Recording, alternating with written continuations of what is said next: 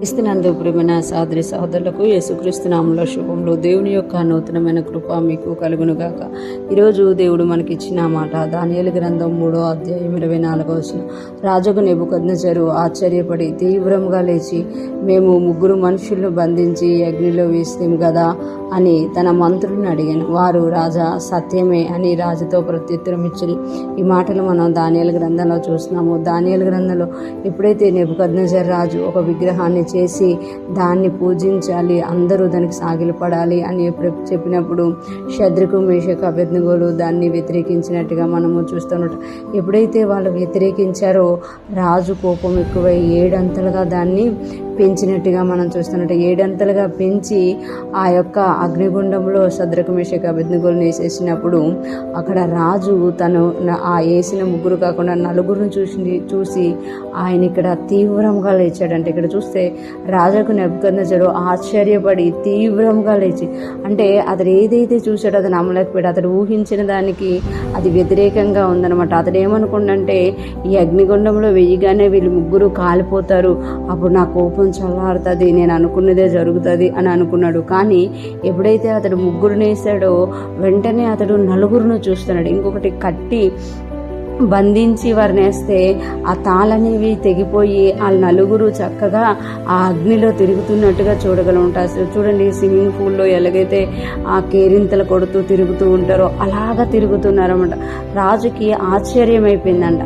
నేను వేసినప్పుడు వాళ్ళు చనిపోవాలి కదా, అంటే విసిరిని వాళ్ళు కూడా చనిపోయారు అన్నట్టు మనకు అక్కడ దానియేలు గ్రంథంలో రాయబడి ఉంటుంది. విసిరిని వారు ఆ అగ్ని తీవ్రతకి చనిపోయారు, కానీ విసరబడిన వారు అంటే ఎవరైతే షద్రకు మేషకు అబేద్నెగోలు ఆ అగ్నిగుండంలో విసరబడినారో వాళ్ళు మాత్రము తిరుగుతున్నారంట అగ్నిలో. ఈరోజు దేవుడు తెలియజేస్తున్నారు కదా, నీ సమస్యలు, దుష్టుడు నీకు ఏదైతే చేయాలని అనుకొని నీ సమస్యల్ని, కష్టాలని ఎక్కువ చేసి నిన్ను అందులో ఇరికించాలని చూస్తాడో వాడి బంధకాలు అవన్నీ కాలిపోయి ఆశ్చర్యపడేటట్టుగా, అంటే ఏదైతే నీకు విరోధంగా చేయాలనుకుంటో అది ఆశ్చర్యపడేటట్టుగా దేవుడు నీ జీవితంలో చేయబోతుండే. ఇక్కడ చూస్తే అతడు అదే అంటున్నారు, తీవ్రముగా లేచి మేము 3 మనుషులను బంధించి అగ్నిలో వేస్తాము కదా అని తన మంత్రులను, అంటే అతడికి డౌట్ ఉండిపోయింది. ఏంటి మనం 3 వేసాం కదా, లోపటేంటి 4 తిరుగుతున్నారు అని డౌట్గా అడిగినప్పుడు రాజా సత్యమే అని వాళ్ళు చెప్పారట. ఎందుకంటే వాళ్ళకి ఎవరికి 4 కనబడతలేరు,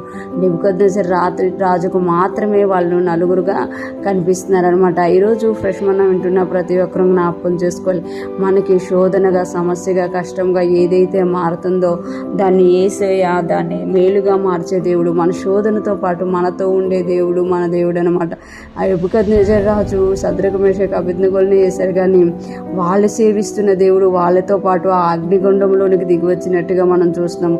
ఈరోజు మనం ఏ కష్టంలో ఉన్నామో, ఏ బాధలో ఉన్నామో అందులోకి మనమే కాదు మనతో పాటు మన దేవుడు కూడా ఉన్నారు అని మనం ఎప్పుడైతే గమనిస్తామో, వాళ్ళ అగ్నిగుండంలో ఎలాగైతే స్విమ్మింగ్ పూల్లో తిరిగినట్టు తిరిగారో మనం కూడా అలాగ తిరగబోతున్నాము, అలాగ జయించబోతున్నాము, అనేక మందికి ఆశ్చర్యకరంగా మనం మారబోతున్నాము అని దేవుడు తెలియజేస్తున్నారు. ఈరోజు ఫ్రెష్ మనం వింటున్న ప్రతి ఒక్కరూ కూడా మనం దేవుని వైపు చూసి, దేవుడు నాతో ఈ కష్టంలో ఉన్నాడు, ఈ బాధలో ఉన్నాడు అని మనం ఎప్పుడైతే గమనిస్తామో, గుర్తిస్తామో, ఆ దేవుని యొక్క సన్నిధిని, ఆ దేవుని యొక్క కాపుదలని, ఆ దేవుని యొక్క ఆశీర్వాదాన్ని మనం అనుభవిస్తూ అనేక మందికి ఆశ్చర్యకరంగాను దేవునికి మహిమకరంగాను జీవిస్తాము. అటువంటి గొప్ప కృపనిచ్చిన దేవునికే స్తుతులు చెల్లిస్తూ యేసయ్యతో కూడా మనము నడుచుదుముగాక.